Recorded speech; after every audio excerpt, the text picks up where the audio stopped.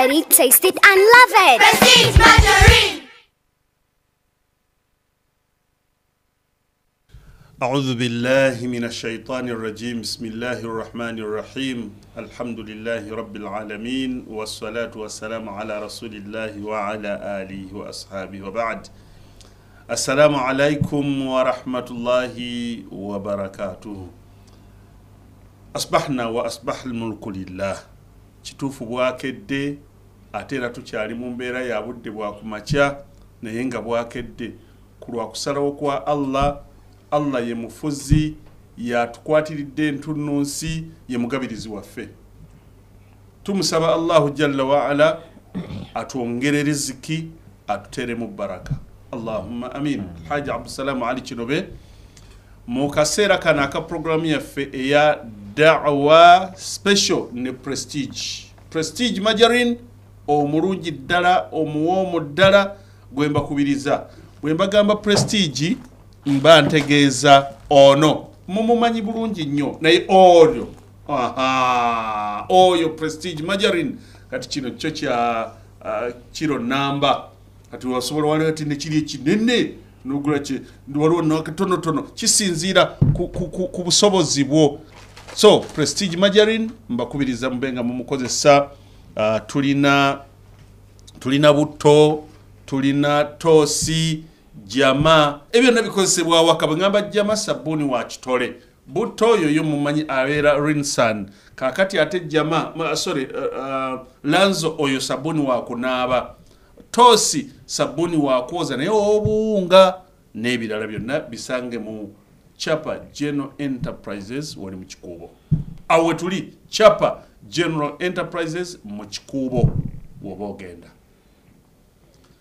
sawa ya da'wa special ne Sheikh Muhsin Samah tulina ye era omulamwa gwego obuvunanyizibwa bw'abazadde ku baana mu luwummula tuli nabo wetugenda okutambulira omuzadde omwana naye musembeze abenga aganywamu. Sheikh Muhsin. Assalamu alaikum wa rahmatullahi wa barakatuh. Wa alaikum assalam wa rahmatullahi wa barakatuh. Alhamdulillah wa salatu wa salamu ala rasulillah sallallahu alayhi wa sallam. Rabbi shrah li sadri wa yassir li amri wa hlul 'uqdatan min lisani yafqahu qawli. اللهم صل على سيدنا محمد وعلى آل سيدنا محمد وصحبه وسلم ومن تبعهم بإحسان إلى يوم الدين. شيخي كيريزا نبازي الله نوروالي روكو بانتي atusinkanyiza naawe bwetuli eno mu studio n'abatulaba abatulabye eggulu yadde wabaddewo ssaawa wakati w'okusinkana kwaffe okw'eggulu n'okwaleero n'ebingi ebibaddewo Allah waliwo be yatutte betusaba Allah asaasire ne famire zaabwe Allah azigumye wakati awo waliwo Allah era baweereddewo ebirungi waliwo ddiiro ezikutuse waliwo ddiiro ezikutuse waliwo akyuse n'ava mu mbeera n'adda mu mbeera naye tusaba bweba nnungi Allah agiteekemu omukisa bwe kiba nga kigezo tusaba Allah ya Rabbi nakyo akikuteeremu obwangu osobola ate okiyita. Nzizaako okusalira nabbi ffe Muhammadi sallallahu alayhi wa sallama n'enkubiriza omulungi atulaba okuba nga ti Allah subhanahu wa ta'ala.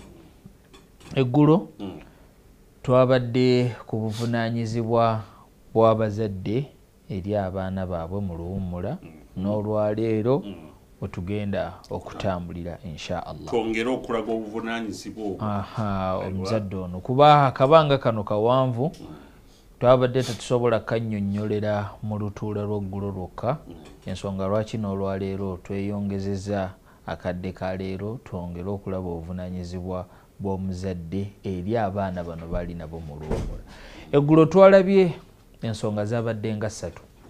ngenda kutandikira ku nsonga gye twakomyeko okuba nti omuzadde ofisizaawo omwana wo akadde ne munyumyamuuko naye mu kunyumya okwo ne wabeerawo wakati wo naye omukwano. Ezo nno era zaali mpisa za mukama waffe Nabi Muhammadi sallallahu alayhi wa sallam. Hadisi ffenna tugimanyi bulungi, baagitusomesa mbuto nga nabbi agamba ya ghulam. Nabbi yatuula n'omwana ku lusiniya, omwana gwe yali atudde naye ng'ajja alondalonda emmere, alya wano n'alya wano n'alya wano n'alya wano. N'okunkumulamu bwazzaamu. Allahu akbar. Endi eyo abalina emmeeme entono emmere eyinza okukulema. Oli nga bw'alya nga bw'amala okulya nazzaamu. Kati omuzadde mu bimu omwana byakuyigako nga mutudde naye muli ku dining, omwana osobola omugamba tebaswankula nga balya, tebasimba mukono nga balya, tebakunkumula mmere, teboogera nga balya. Ebyo byonna kati nabbi yamala okulaba omuvubuka ono eyali alya bw'atyo bw'atyo n'amugamba ya ghulam, muvubuka owange gwe omuvubuka, samillaha, bw'obanga otuusiza okulya gamba erinnya lya Allah nti bisimillah, wakul biyaminika, olye n'omukono gwo ogwaki ogwa ddyo, wakul mimma yalika, tolondalonda wabula lye ekikuli mu maaso, give kumu polampola polampola. Empisa mu hadisi muzeemu empisa mmeka? 3. Okulya n'omukono ogwa ddyo, okusoma erinnya lya Allah. So sikulu omwana enjala yamulumye dda, omuwadde emmere n'omwana nagawa yalla. Ng'omuzadde twala obuvunaanyizibwa omwana mugambe kati ekirungi kati wano engeri gye tulina n'obuwangwa obw'enjawulo, buli buwangwa bulina embeera yaabwo gye buliiramu. Waliwo abaliirira ku lujjuliro, emmere bagiteekawo, buli omu n'atoola ye nno emmere esinga obulungi. Waliwo nate mu Nigeria waliwo tribe ndoza zirina 2 same yoka tribes 2 okuba abamu bakiraba balowooza nti Nigeria yonna yendya naye tribes 2 zo embeera zaayo bakoza musowaani bakufe nti tubeera n'olujjuliro n'akasowaani ke, naye ate wali ne sowaani mwe bakoza eryemu ono bw'ateekamu n'alya n'oli n'akozaamu n'alya n'oli n'akozaamu n'alya. Kati n'Abanyankole balina obuwangwa bwabwe engeri gye bali, Abasoga balina obuwangwa bwabwe, n'Abaganda balina obuwangwa bwabwe engeri gye bali. Naye nabbi ayigiriza omuvubuka n'amugamba samilla, bw'oba otandika okulya linnya lya Allah lye likola ki? Lyoba otandisa yakuwadde. Ate kyoyogedde kirimu nnyo amakulu nti omwana akula ategedde nti kino ekyokulya kyendidde Katonda yakimpadde. Wakul biyaminika, liisa ddyowo.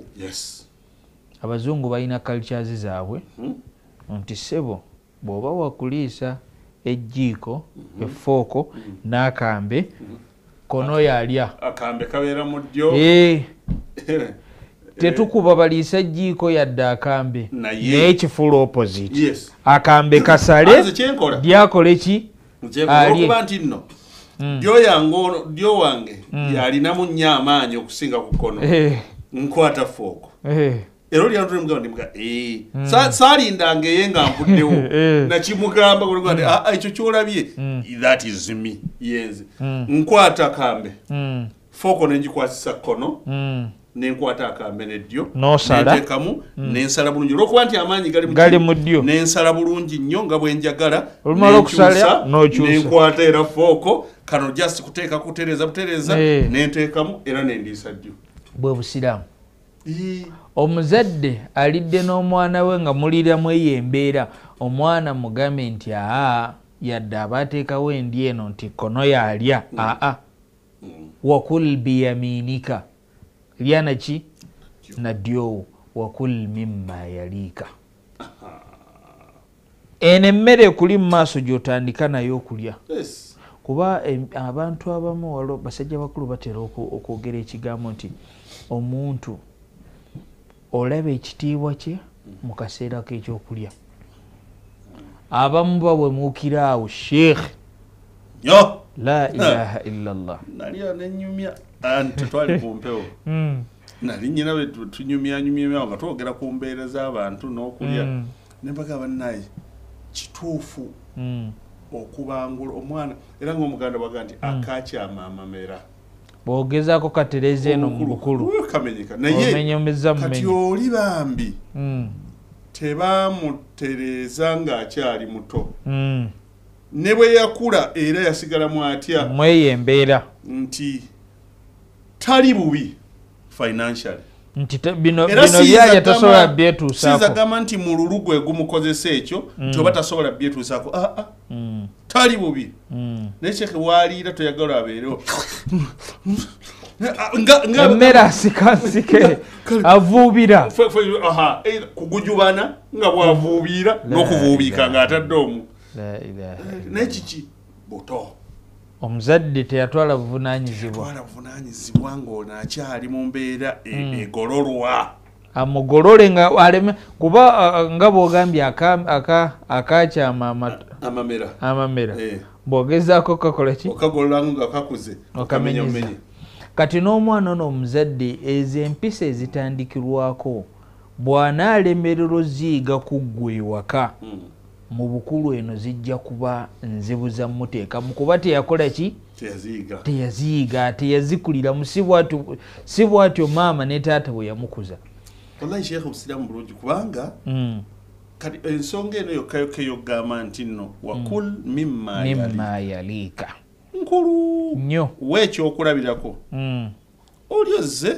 muga nti akale faddal tutandika okulya ffenna naye nga akuyita tulye ffenna wanaaliddewo then n'omulala nga onno omulaba ddala ali oddale nga awe ng'eno tannaba kukwatako n'akatono only wanewe wazaalya mpolampola alwakwanguyira okulyako naye ono alya mpolampola ajja asembe eri tannakwata naye kati akutteko wano n'akwatako boliro najja ng'okwata bwoti emmere negenda kujja emansuka abantu balina emmeme entono nti emmere gyotwala bwoti nozza bwoti eyinza okugirako amalusugo oli emmere emu nemuttama naye ng'oyinza okwesanga nga musajja wattu omukazi wattu abadde muyala gw'olwendyayo gy'olya nemulemesa okola ki okulya nabbi waffe Muhammad sallallahu alaihi wasallam era mu mbeera y'okuba nti yanyumyangamu n'abantu be n'abaana be n'abo abamutwalira nti ono mukadde wange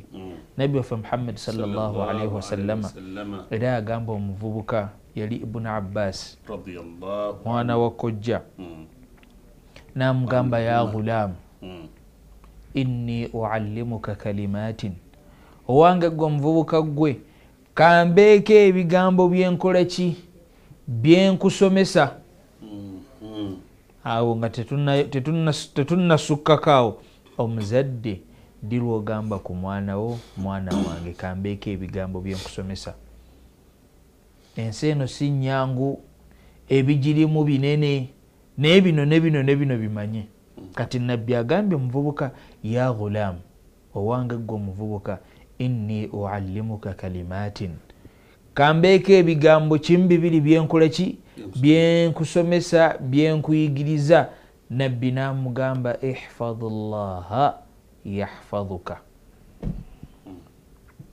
omwana alimu Katonda bannanga obulamu bwe bulala kati omuzadde olina okuteekamu omwana wo bwa Katonda nabbi nga bwakola kwono ku muvubuka namugamba weekuume ku lwa Katonda weekuume mu kukola Katonda byakulagira weekuume mu kwesamba Katonda byeyakugaana Allahu yahfadhuka ne Allah agenda kukuuma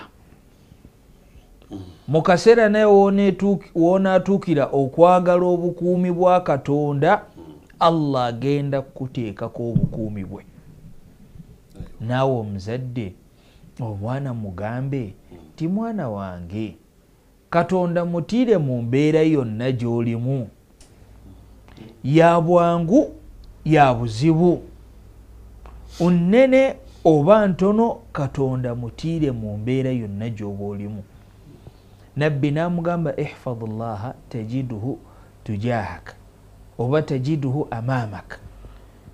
Weekuume ku lwa Katonda okola byayagala, weekuume ku lwa Katonda weeyiziize byagaana, tajiduhu amamak. Allah naye ogenda musanga mu mbeera nti woonaamwetaagira Allah agenda kubaawo. Sheekhe, kimanyi oba gwe wali okigezesezzaako oba wali obaddeko awantu ne bagamba abantu kange ze tubadde mu lukyala tukyaliddeko ewa munnaffe atuyiseemu kacaayi, tumala okunywa kacaayi olw'okuŋŋaana kuno newabaawo aleeta ekirowoozo n'agamba buli omu atuwa edduwa.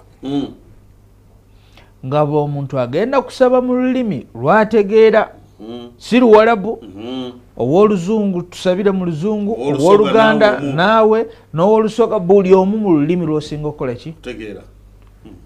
Allahu akbar.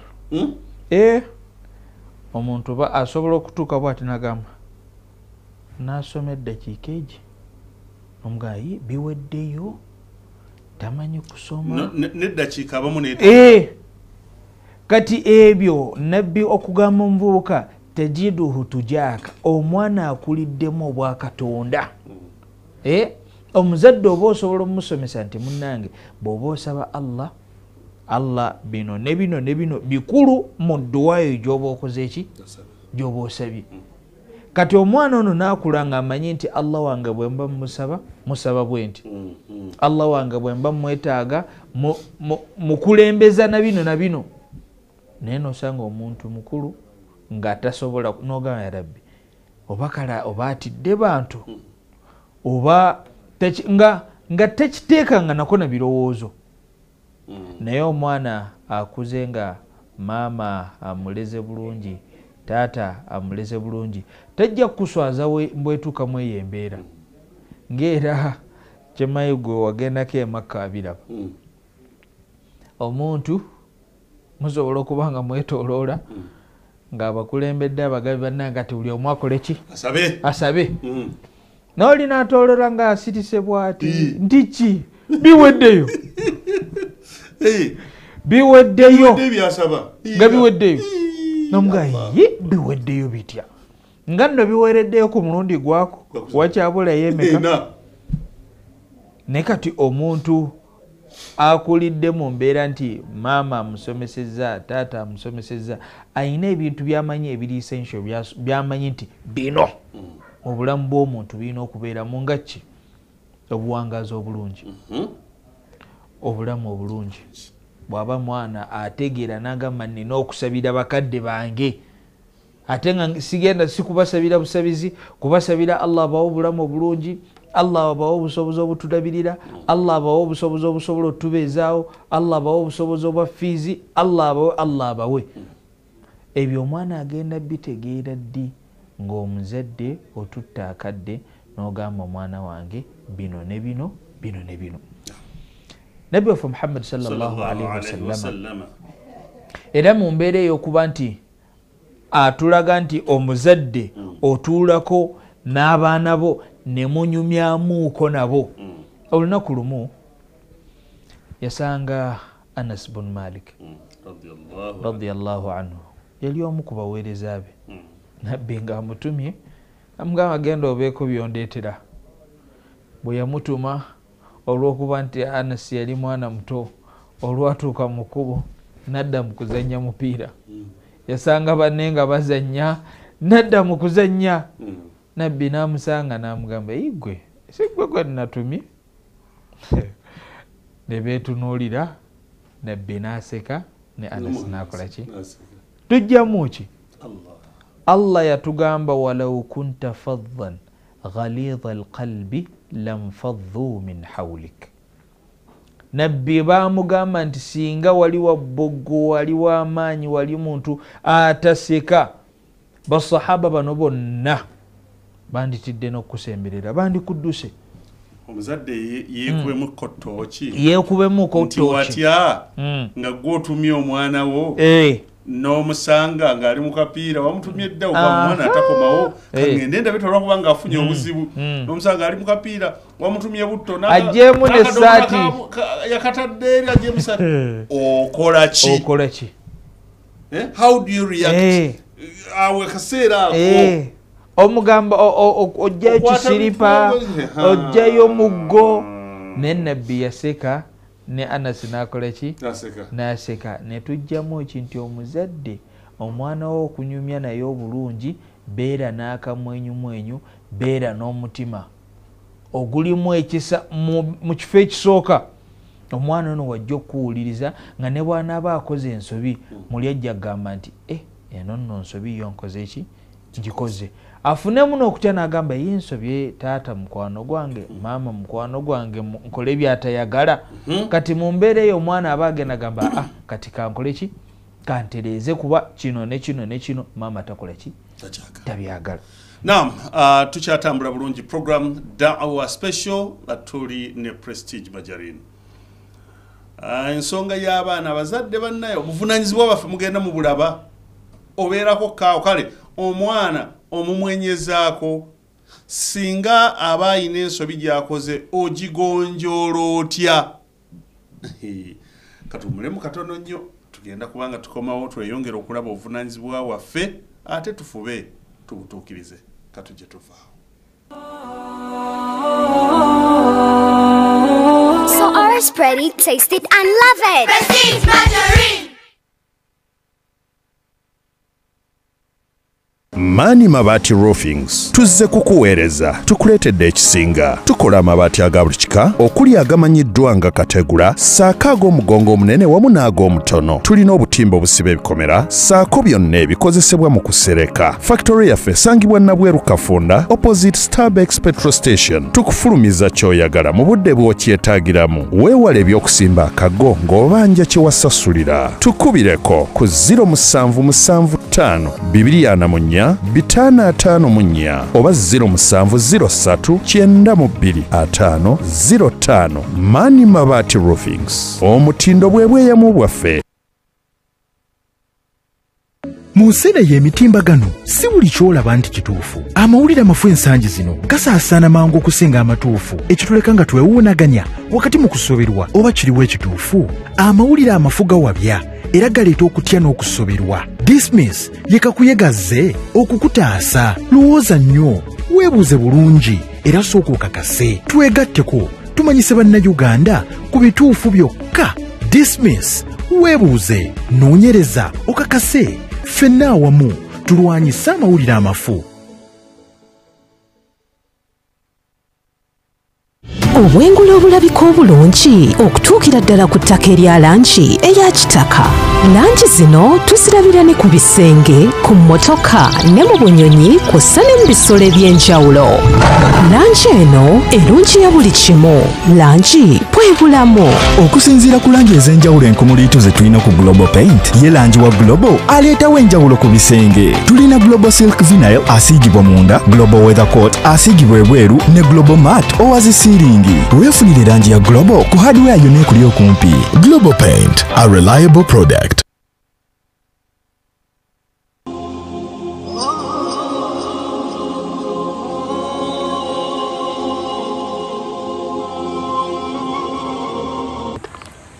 Assalamu alaikum wa rahmatullahi wa barakatuhu, dear parents, guardians and well-wishers. On behalf of the management and staff of Al-Furqan Primary School, I am delighted to invite you to our annual speech day scheduled to take place on Saturday, 7th December 2024 at the school premises in Namabasa, Northern Division, Mbale City. This exciting day will showcase the exceptional talents, achievements and dedication of our students through a variety of activities including Tahfidhu graduation, inspiration talks, making anti-cancer syrup, making shoe polish, making water purifier and food flask, including poems, plays in Arabic language, patriotism and qasida and so forth. This event promises to be a memorable celebration of academic excellence, spiritual growth and the vibrant talents of our students.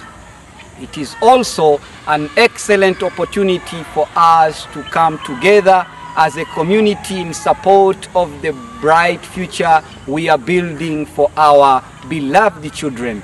We warmly welcome everyone to join us on this special occasion. Your presence and encouragement mean the world to our students and staff. Time will be 9 a.m. to 4 p.m. The venue, Al Furqan Primary School premises. Come and witness the spirit of excellency and dedication that defines Al Furqan Primary School. We look forward to celebrating this special day with you. Warm regards, Director, Al Furqan Primary School. We all need light in this life, and at Lighting City, we make sure we light up your world in the way that you deserve, with the widest range of classy and unique selection from all over the world, with our customized products like Lighting City chandeliers, wall lights, Lighting City outdoor lights, spotlights and strip lights, bedside lamps, floor lights and garden lights. We also deal in electrical items like switches, electrical cables, and so much more. Find us in Kampala, 5th Street, Industrial Area, Chinese Business Hotel, opposite Mosque. Lighting City, the 21st century electrical and lighting store. Spice up your breakfast with Prestige Margarine. Easy to spread and fortified with vitamins A, D and E. Now available in original and vanilla flavors. Perfect for your bread, chapati, mandazi and all your baking needs. Find Prestige Margarine at nearby supermarkets and shops. Distributed by Chapa General Enterprises, shop number 3, Chikovo, Rafik Building, Kampala. Prestige Margarine. Spread it, taste it, love it.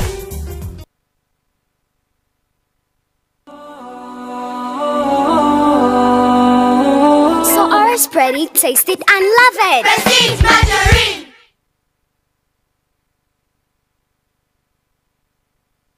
Alhamdulillah. ثم الصلاة والسلام على رسول الله صلى الله عليه وسلم وعلى آله وصحبه ومن والاه وبعد. Nkukulisayo mubaka batuva kufuna ate katuyingidde ekitundu ekyokubiri ku dakika zaffe zino ezibulayo tugambe 25 tezikyawera zikedde ddala 23 n'ekitundu. Tugenda maaso ne programu ya Dawa Special Prestige Margarine yakikutuusako okuva wali mu Chapa General Enterprises mu Kikobo. Sheikh Muhsin. Naam sawa. Tugende mu maaso mzadde tumulabye omwana asobezzaako omuyisiza otya oyogerako n'omwana wo byonna ebyo tutambulira mu buvunaanyizibwa bwa muzadde. Alhamdulillah wassalatu wassalamu ala rasulillah sallallahu alayhi wasallam. Rabbi shrah li sadri wa yassir li amri wahlul 'uqdatan min lisani yafqahu qawli. Sheikh nga tetunnagenda maaso kiriza ntegeeza abalungi abatulaba bannaffe be twabagambyeko eggulo aba Islamic Circle of Uganda abataddewo emisinde ku lwa Sheikh waffe Sheikh Nuh Mzata sinde gye tuyita mu bona byalo sinde gy'okwetooloola ebyalo marathoni era bagiyita Sheikh Nuh Mzata batte marathon ejja kubeerawo nga 22 omwezi guno. Tuyina kiti ze tutunda za mitwalo 2. Mugiramu bino wammanga, mugiramu essaati jojo okwambala ng'odduka n'akasawo akagenda okuba kagisitudde ne topi ne bboto. Ebyo nno ojja bifuna ku mitwalo 2 obeere ng'okoze 2 ofunye oyina by'ofunye ate oyina ky'ogenda okwongera ku busiraamu kuba ssente zigenda okuvaamu zigenda kuteekebwawo kutandika na kuzimba omuzikiti gaggadde ku lwa mukwano gwaffe Sheikh Nuh Mzata batte. Abaali bamwagala kakasa mukyaliwo era mukyayagala Sheikh, naawe beera nga ogezaako okuddiza obeere nga ogula kiiti eyo wano ku Salam TV insha Allah zijja kubeerawo. Ayagala okuzigula ojja kuba nkubuulira abantu boyinza okutuukirira insha Allah nga tumaliriza programu yaffe. Sheikh, katugende ku nsonga ey'okuna. Ensonga ey'okuna omuzadde obuvunaanyizibwa bw'olina okukola mu luwummula luno okulondoola entambula za mwana wo. Omwana wo byagenda okukolera mu luwummula luno agenzeewa bani mikwano gye, biki byakola. Ensi eno sheekhe yazze nnyo ku bikukujju yabitege yambaliga. Omuzadde bw'otaafaayo kulondoola na kufaayo ku ntambula z'omwana wo, mwolidde muno omwana agenda kukutabukako. Abavubuka bweba abaana katika kwetogera ku bavubuka katubalire ku baana ba senior 4 n'abaana ba senior 6. Okwegomba kwayitiridde, omululu gwayitiridde, okwagala ebyobwangu kwayitiridde. Ebyo ebibeera mu muntu kitegeeza ebintu bingi byasobola okukola. Obubbi abusobola bwekuba kuyingira gagurupu gano agatalina mugaso, agatategerekeka. Omwana asobola okugayingira olw'okuba nti ayina kyalabye oli kyayina kyeyeegombye naye akole ki abeere nakyo. Ayina obulamu bw'omuntu bwalabye, bwalaba nti obulamu bw'oyo bulungi naye yeegomba akole ki abubeeremu. Kati gwe ng'omuzadde bw'otaatwale buvunaanyizibwa kulondoola ntambula za mwana wo, omwana wo ojja kwekanga ng'ebintu byakola nawe weewunya byewunya. Naye nga mu kifo ekisooka tewatwala buvunaanyizibwa kulondoola mwana ono nga tannayingiramu ebyo byakola ki byakola. Sheekhe, nina ekyafaayo kyenjagala tutemeeteme. Omusajja akitandika n'ebigambo ebigamba la takhda'annakum almadahir fa inna an-nasa sanadiqu mughlaqa. Onti endabika z'abantu ebifaananyi abantu bye tutambuliramu bye tufaanana tebibalimbanga, kubanga abantu sanduuke enzigale. Sheikh, saba Allah akuwe empenkoni. Allahumma amin. Bw'oba olina gy'oyagala etali mpenkoni ng'erimu eri eddaala nayo Allah agikuwe.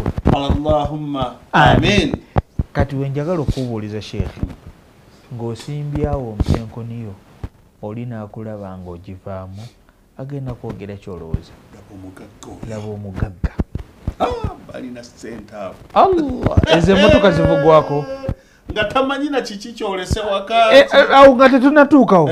Bino byasooka okwogera nti wayinza n'okuwaayiriza balabika be bali eri be bali mu gavumenti.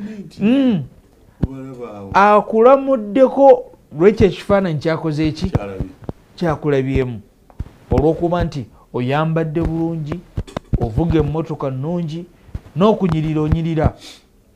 Omusajja agambye nti mazima ddala endabika z'abantu tezibalimbanga, kubanga abantu sanadiiqu mughlaqa, abantu tuli sanduuke enzigale. Osobola okutegeera ekintu ekiri mu sanduuke emala ku kitegeeza gwe ng'omuntu gweyeemanyi. Omuntu asooka kubikkula sanduuke n'ogamba nti essanduuke eno obwedde eterese bino. Kati omusajja atugambye endabika z'abantu tezibeeyunizanga, tezibalimbanga, kubanga abantu sanduuke enzigale. Omuntu tosobola mumanya wazira ng'asoose kwetegeeza. Awo mu kulondoola abazadde kyenjagala okugjayo nti abazadde tulondoole abaana baffe tebeegomba abantu nga naye tetumanyi abantu abo bwe beegomba bafaanana batya.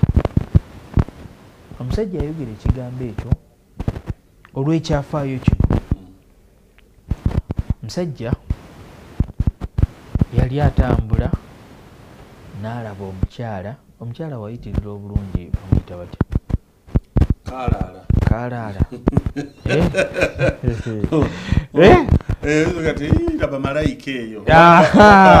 Kaalaala. Kati omuvubuka ono yali atambula yalaba omukyala kaalaala nga mukyala mubalagavu bulungi, ng'afaanana bulungi nnyo amala omulaba nga naye bwe nkusikiddeko ekifaananyi ofulumye mu penkoniyo aba ne bagamba ha oyo yamala kati n'omuvubuka ono bwe yalaba omukyalo ono n'agamba ha omukyalo ono yayina nnaku ki ku buno obulungi bwaliko kale ku bulungi bwaliko asobola okufunirako ebirala bwe ziba ssente asobola ozifuna bwe buba bulamu bulungi asobola obufuna bwe kiba ki ku lw'obulungi omukyalo ono bwaliko byonna asobola okukola ki awo nno omuzadde era weetegerezeewo nti omwana wo baani baayagala okufuula mikwano gye bafaanana batya bakola biki omukyala amala okubeeramu eyo embeera musajja n'amutuukirira amugamba nange ekyamazima onfaananidde bulungi namugamba yoyina nnaku ki ng'era bw'oyinza okuva mu mpenkoniyo oli n'akubuulira ekizibu nga kijjula kwenkana duniya n'ebigirimu ng'era akakasa bukakasa nti ekizibu kye nga bw'akikubuulidde ogenda kimala kati omukyalo ono munnange omusajja amaze omutuukiriramu nga munnange ng'ofaanana bulungi ng'onsanyusizza omusajja kwe kumuddamu n'amugamba munnange ondaba nno okufaanana bwe nti naye byentuulidde bingi ondaba kuvuga mmotoka nnungi ondaba kufaanana bulungi ondaba kubanga ndi bwe nti naye byentuulidde bingi singa mba nsazeewo bigamba gwe kennyini oyinza obutasobola kukola ki bigumira ati omukyala kwe kugamba omusajja ono yali amwegomye n'amugamba nze ndimu eno embeera mu kifaananyi kino kyondabiramu nze nali mukyala nga nina omwana nga nina abaana babiri nina n'omusajja famire y'abantu bameka bana omukyala maama n'abaana babiri naye olunaku lumu tuba tuli mu masanyu ga Idi taata Haji yaguze ente yaguze embuzi gye tugenda okusala era n'agisala tuli mu masanyu tusanyuka najaguza bano masanyu ga Idi manzaali omwana n'alaba taata ng'asala ki embuzi mu lusaagosaago lw'abaana n'agamba muto munne omwana omukulu n'agamba muto we n'amugamba nkulage taata nga bwe yasaze embuzi n'amugamba ye ndaga n'asalako omuto we obulago n'asalako omuto we obulago mu kumulaga nga taata bwe yakoze eki bwe yasaze embuzi Allah omwana agenda okulaba omusaayi guyiika munna ali awo ali kubagana bw'ati ali mu mbeera ey'okufa n'adduka mu kumala okudduka abakulu bajja balabe ki ekikoze eki ki ekibaddewo balaba ono bakoze eki bamusaze amusaze akoze eki adduse maama n'asigala ku ono taata agende asinkano n'asaze munne mu kumugoberera oli omusege gumulya omukulu yali adduse gomala okumulya taata ono naye mu kujja mu kupapala amaga omwana aliwa n'agwa naye mu luwonko n'afa bantu bameka bagenze musaawe tulemera giyita saawa mu kabanga akatono dakiika 3 mwana omuto akoze eki asalibwa afudde mwana omukulu adduse omusege gumulidde taata abadde agenza asinkana ono asaze munne agudde mu luwonka akoze eki afudde omukyala n'agamba omwami n'amugamba nze bw'obadde weegomba bwentyo bwenkola ki bwenfaanana kati omuzadde ebigambo byo ereme kubeera mboozi buboozi njagaddemu ekigambo ekigamba omuzadde londoola omwana wo abantu bayagala okufuula mikwano gye kati kino nno ekyafa ekisobola okugira mu mbeera ya bulungi naye omwana wo singa bukya ku makya omwana wo najja n'akugamba ekigambo ekitiisa n'agamba maama negomba waba muwala n'agamba negomba muwala munne jagala abeere mukyala wange jagala abeere bba wange nga naye gwagamba muki mukyala munne muwala munne oba omuvubuka omuzadde ng'omuzadde ogenda kuwulira otya njagala okimanye kijja kuba tekitandise mu kaseera ako omwana waakoze eki wakigambidde kitegeeza omwana azze atambula bw'atyo nga yeegomba banne gwe nga mu kaseera we yatandikira tewatwala buvunaanyizibwa bumala paka we kyakula ne kigejja omwana n'afuna n'amaanyi agakola ki agakigamba kati n'emize emirala bwe gityo n'anaatandika obubbi kwolwo olwabbye si lwatandise oba kwolwo olw'omuguddemu si lwaba kikula mpola nga gwe omuzadde tokoze eki tofuddeeyo sheekhe ndaba akadde katuweddeko naye katumalirize ne hadithi 2 hadithi esooka egenda kuba yeyawulidde ku baana ba buwala endala egenda kuba ebuna nabbi waffe Muhammad sallallahu alayhi wasallama yatugamba ku baana b'obuwala ku muzadde alina obuvunaanyizibwa ku baana be ab'obuwala oyina 2 oyina 3 bali mu nsingo zo nabbi yatugamba man kaana lahu 3 banaatin nti oyo yenna ayina abaana bameka 3 ab'obuwala hadisi endala yayogera bameka 2 au 3 akhwatin oba onze nina bannyina bameka 3 abantu abo nga bali wansi w'obuvunaanyizibwa bwange nabbi n'agamba fa ahsana suhbatahunna omuntu ono n'alongoosa okulabirira kw'abantu bano n'abasomesa bulungi n'abatendeka empisa n'abalaga bye batalina kukola abaana ne batabeera batambuze abaana ne batabeera na mbeera eyo etakola ki etasanyusa n'agamba nabbi wattaqa llahu fihinna n'omuzadde n'atya Allah mu baana be okimanyi waliwo abazadde nga mugumu nnyo asobola okulaga omwana w'emize emibi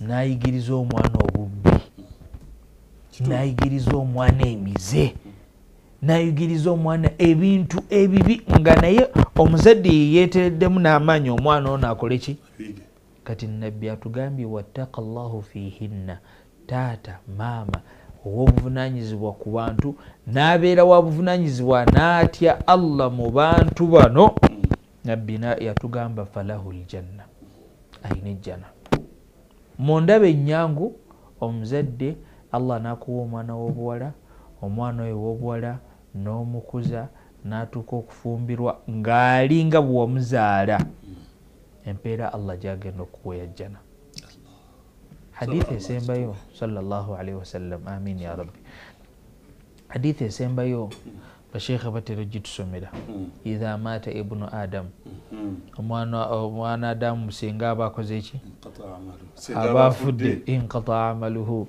emirimu gye gyonna gikola ki gisaanawo giggwawo nga takyagifunamu illa min 3 okuggyako emirimu emeka 3 mwegyo emirimu 3 nabbi n'atugamba aw waladun salih yad'u lahu mwegyo emirimu 3 omuzadde gy'ogenda okufunamu ng'omaze okufa y'omwana omulungi omwana omulungi oyo ajja okufissa akadde akusabire akujjukire naye omwana omulungi tebamugula mu dduuka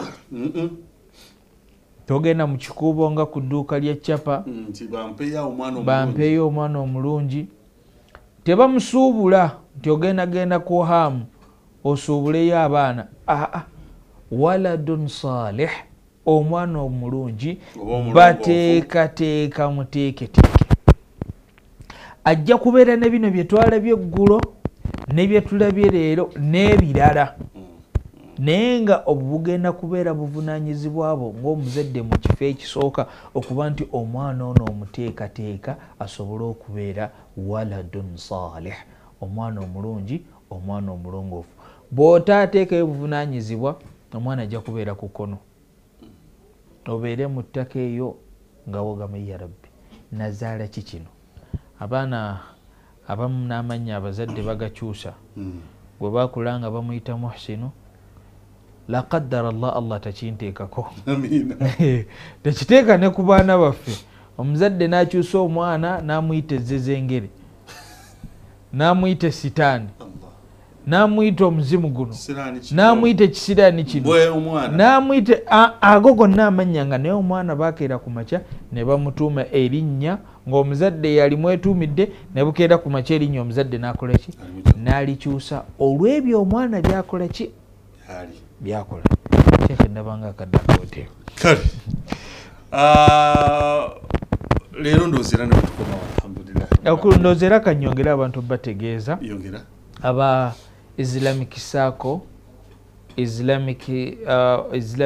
of Uganda bannaba nga bali wamu ne chapa ne programu yaffe eno Dawa Special bannange batukubiriza okuba nti tugula bukiiti bwa Sheikh Nuh Mzata Marathon emisinde egigenda okubeerawo nga 22 era tujja kuba tugibategeeza ebisingakaawo programu zaffe ey'okumande n'ey'olwokubiri naye nga bukiiti bugenda kubeerawo wano ku Salam TV bajje babuuze Sheikh Abdusalamu ajja bubatuusaako bwa mitwalo 2 gyokka.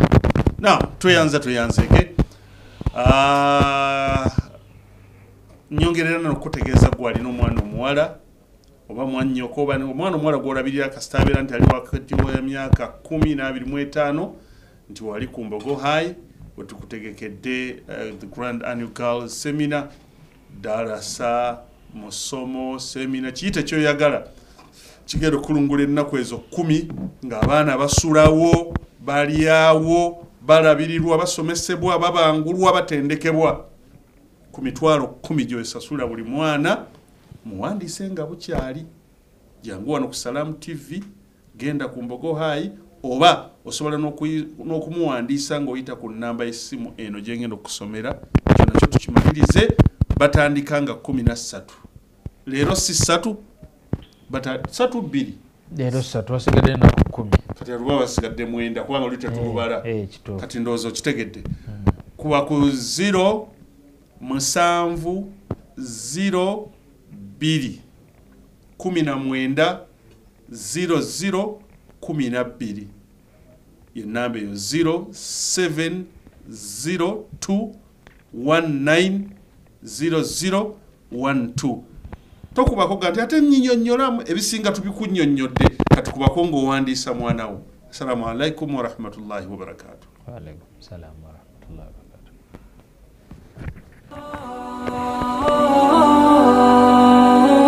So our spready, taste it and love it. Prestige Margarine.